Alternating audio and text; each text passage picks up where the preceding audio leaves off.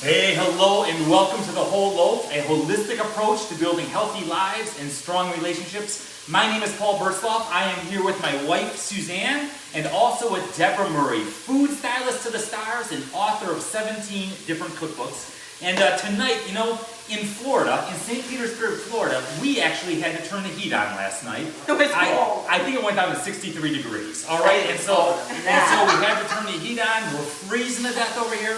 And so tonight, we are going to make some comfort foods, all right? So we're going to focus on a couple of comfort foods. But, I got to start off by saying, we came this close to not filming today. Oh, we did. Okay, like this close. It has been one of those days. For both Deb, actually for all three of us. Yeah. It has been non-stop all day long. It has been one of those days. And we almost said, we're just not going to do it tonight. We'll take an old one, we'll throw the old one on. Maybe it shouldn't happen. Maybe it shouldn't happen, that's right. It's like we were forcing it too hard today. And then we started talking and we said, you know what, but that's spiritual warfare, right? I mean, if you're sitting on the fence and you're not doing anything to build up the kingdom of God, Satan doesn't care. Right. But the moment you get off the fence and the moment you start doing for the kingdom of God, then he's going to take notice. And he's going to attack. And it was Deb who said, you know what, then we can't let Satan win. So here we are, frazzled and everything else that was going on today. And but here we are. And so, we're going to make some comfort foods tonight. Because I sit back thinking too, relationships are often like that, aren't they? Where it can get kind of stressful, you can bump heads, you can get kind of frazzled. You just kind of want to throw your hands up and quit. Exactly. You just want to throw your hands up and just kind of walk away kind of thing and say, just forget about it. But if you just push through, okay, if you just make one small change, you just push through. And so tonight, because it's a little bit chilly outside, and so we're going to make some comfort foods. So Deb is going to make a beef stew over here, and my wife is going to make her world-famous chili. World-famous chili. And she's got a couple of secret ingredients that she's going to share with you. But I was thinking about this too. They're comfort foods, right? One is going to be delicious, and it's going to be comforting, especially on a chilly night. The other one is just going to give you gas. Yes, it will. And I was thinking, kind of relationships are like that too, aren't they? You know what I mean? It's like sometimes they're just comforting and they're calm and it just brings, that peace and that tranquility. And the other times it's just kind of and it kind of gives you gas, gives you tummy ache, right? And so, Beano is not going to fix the relationship. All right, so Beano, it might help out with the chili, but it's not going to fix the relationship. So tonight we're going to talk about some of the different ways that if you get that going on in your relationship, just some positive things that you can do. Because, when it comes to building strong, healthy relationships, it is negotiation-based. Negotiation-based relationships are having the greatest success, is what research tells us. A negotiation-based is basically a win-win. Right. It's not you win and I lose, or I win and you lose, or we both lose, but negotiation-based is a win-win kind of relationship. And good communication skills are key. And so I just want to encourage you, if you find yourself in, needing some Beano for your relationship kind of thing, a small change is all it takes. Change is inevitable, right? We live in a world where change is constantly happening. Even in your relationships, change is inevitable. Just one small change is all that you need to change the entire trajectory of your relationship. And then lastly, you have the resources. You have the ability to make that change. And so tonight we want to challenge you to focus on the positive. So let's take a look at what we're building here tonight, or what we are cooking, I should say, tonight. Well, you want to start over here with Deb? So what you got going over here? Paul, what I'm doing tonight is I'm using a pressure cooker. I've written 4 books on pressure cooking. I'm a huge fan. You can cook beef stew in a slow cooker. You can cook beef stew on top of the stove. But I'm going to make beef stew in 15 minutes. This might be done before our sermon tonight. How do you like that? Wow. So I've seared off some beautiful pieces of sirloin. I've got a little oil, a little salt, a little pepper. I'm putting these beautiful little fingerling potatoes in here. I've got onion, a little garlic, and some carrots. Now I made the carrots and potatoes on the large side because they would cook a little faster than the meat. But I want to do it all at once, one pot cooking. Because one pot cooking makes these delicious old-fashioned dinners so much easier to put on the table. You don't have so many pots to clean.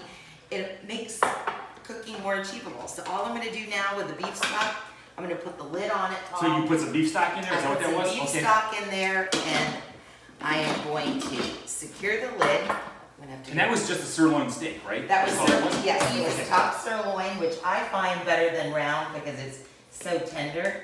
So now all I'm gonna do is see the button over here, it says, They probably can't see it. soup. I'm gonna put soup. You hit soup? That's it, 15 minutes. It's gonna come under pressure. We're not gonna hear anything. We're not gonna smell anything. Okay. It's gonna lock in all those flavors, and in 15 minutes, the steam is going to break down the surface tension of our food. So we're cooking faster, we're cooking healthier, and we're cooking comfort. Oh, fantastic. Yeah, I know it's like one of the reasons you don't like pressure cookers as much Yeah. is I like to look at the food as, Right. as it's cooking, He and likes then you control. lose all the Where's your pressure, big right? Then you pressure? lose all Yeah. and so Right. then you lose all Yes. the pressure, and it takes what, like 5-10 minutes, whatever it is, for the pressure to build back up. Exactly. And then at that point, I need to open it up again to see Yeah. how the food is progressing. You're So so- it's like, He I have a has hard little time. faith. That's I have a amazing. hard time with pressure cookers. Okay, Right. I don't know if I necessarily fully trusted them. You're Is what adorable. my issue is.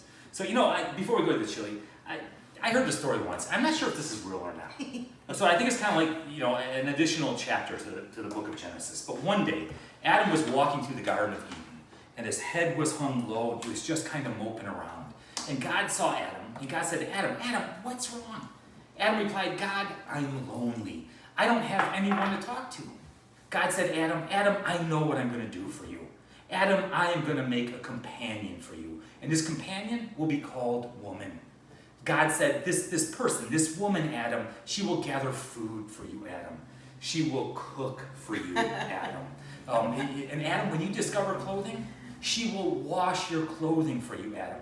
She will always agree with every decision you ever make. She will bear your children, Adam, and she will never ask you to get up in the middle of the night to take care of your children. Adam, this woman that I'm going to create for you, she will not nag you. And she will always be the first to admit when she is wrong. Oh my goodness. You know, Oh my goodness. Adam, she will never have a headache. And Adam, she will give you love and passion whenever you need it. Adam was all excited and said, God, what will this woman cost? God replied, an arm and a leg. To which Adam responded, what can I get for a rib? That And so is my awesome. wife of 28 I have years. never heard that. Uh-huh. I have never It's not heard my that. turn. I That's love not it. scriptural, but now it's your turn. So yes, go ahead. Oh my word. That's awesome. All right, we're gonna make chili tonight, and I'm actually using a rice cooker, which is different than a pressure cooker because I can open it up and check it at all times, and that's what I like about the rice cooker. So I've already got in here, I've already browned my ground beef. I put in my chili beans, and I do like Bush chili beans recipe here. So you just Spicy gotta- chili beans. Yeah, Yes. so they have seasoning on them already. Yeah. Yes. Okay, perfect. It's all about the seasoning. And then I do have some Rotel tomatoes in here. I have a little bit of salsa. I have onion and garlic. Now, you can put more items in here, like what do you want to do, celery or green pepper. I'm just onion and meat and just basically the sauce. But I do have two secret ingredients. Everyone always has at least one. Mine is cilantro. Yum. You ever heard of I cilantro? love Put cilantro. Never in heard it in everything. chili. In everything. I put I do. I put I like cilantro in everything, which is great. Awesome. And Coke. No. I know it sounds No strange. One of my mom's friends did this when I was a kid, and it just gets rid of a little bit of that acidic, tomatoey taste and gives it just a tad of sweetness. You can use diet or regular. You can even use 7-Up, just some form of soda, tonic, anything of that nature. I always buy some type of chili mix seasoning because it just is so easy and it tastes great.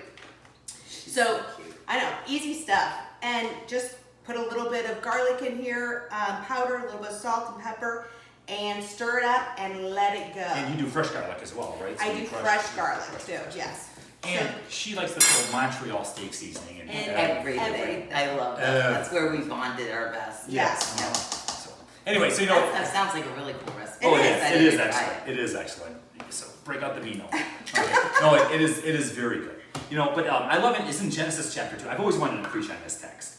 Okay, it says, "For this reason, a man will leave his father and his mother and be united to his wife, and he will become one flesh. The man and the wife were both naked, and they felt no shame." I've always wanted to preach on that in church, and they were both naked. And just That's watch it. people squirm a little bit in the pews before I break Over the into kids' it. ears. But I love that text because Adam and Eve, the first husband and wife, that first relationship, they were completely exposed before each other. They were exposed spiritually, they were exposed not only physically, but emotionally as well. And they felt no shame. You know, and so to me, that's almost a foundational passage for relationships, right? Right. I mean, they were one flesh, all right, so it's the oneness. There was a permanence, they were united, and they were open with each other. They felt no shame. And in our world today, there are all kinds of different roadblocks to oneness. Okay, fear and rejection are a roadblock, right? Yeah. If you're fearful that you're going to be rejected, if you're fearful that you're going to be ostracized, well then you're not going to be open. You're not going to share with each other, right? And so that's kind of a self-protective kind of measure. And I think just selfishness is another one of those roadblocks to oneness. Oh, yeah. Where we're always focused on self. Right. And the other one, Our needs, what I want, you know, and I think the last one too is just simply a lack of knowledge. And that's probably one of the easiest things to combat, right? And so because of those, because of fear of rejection, because of our selfishness, because of a lack of knowledge, we put on these facades, we put on these masks, we walk around smiling like everything is okay, when in reality you could really be hurting on the inside. And so what are some things that you can do to kind of foster that sense of oneness, right? To do away with the fear and rejection, to do away with the selfishness, and to gain some knowledge. All right, and so part of it is open communication. As we said, good communication skills are imperative for that win-win kind of relationship. And so oftentimes, you know, when there's high conflict in a relationship, you know, Proverbs says it like this: reckless words pierce like a sword, they do. but the tongue of the wise brings healing. Oh. Okay, yeah. Yes. So I mean, it's Proverbs 12 verse 18. You know, when we just speak those reckless words, I mean, they cut, right? They cut to the quick. They cut to the heart.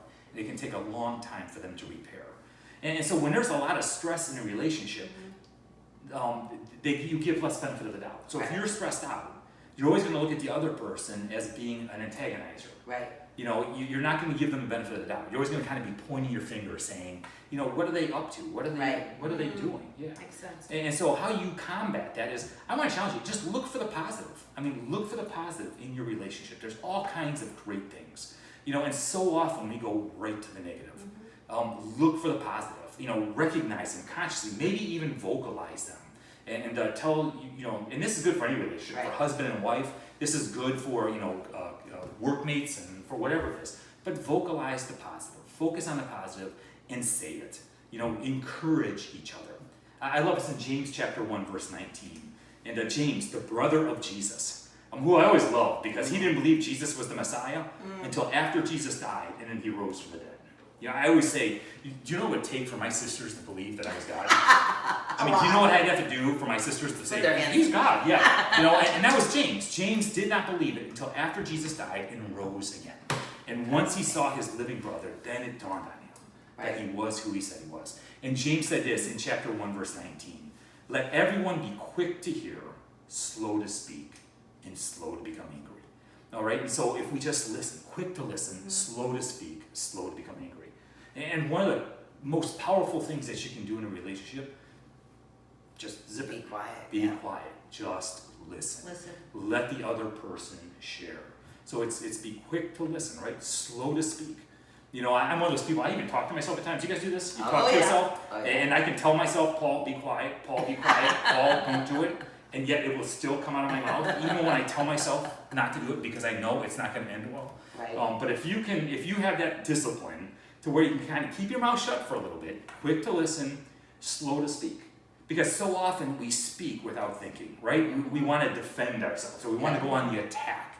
And if we were to just pause, just hit the pause button for a few moments, process it, let the other person speak. It helps you gain a better understanding of where they're at, right? Of what they're experiencing, of their needs. And if you just pause for a few moments and then speak, and then slowly become angry. Well, something that I even think of is sometimes I get too many details to him, Right. and I could see him just glossing over. Right. And I Me? mean, yes, and I could see the look in his eye No of way. land the plane, Suzanne. You know, let's get to the point. But so I have to be very conscious of that because You're adorable. Oh no. You are Yeah, but so see, I'm one of those people, I don't need to know all the details. Right.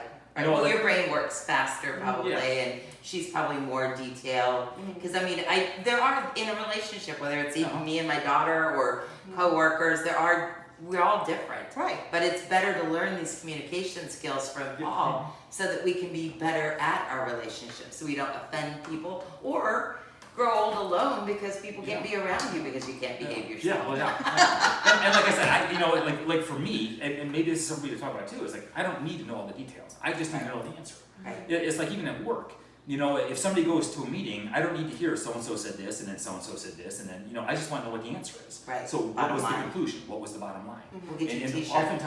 oftentimes that's the way it is at home as well. Right. Just need to know. Tell me what I need to know.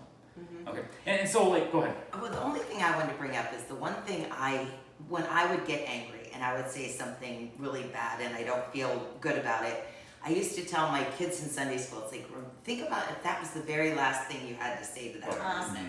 And it makes you more compassionate with your words, because we all get angry. Oh, yeah. We all think things that we're not proud that we think, but they should not go into the air. That's what I think. Do you agree? Yeah, oh, yeah, man, yeah. So let everyone be quick to listen, slow to speak, and slow to become angry. And one of the practical things that you can do, something that you can just start today, is watch how and when you start a conversation.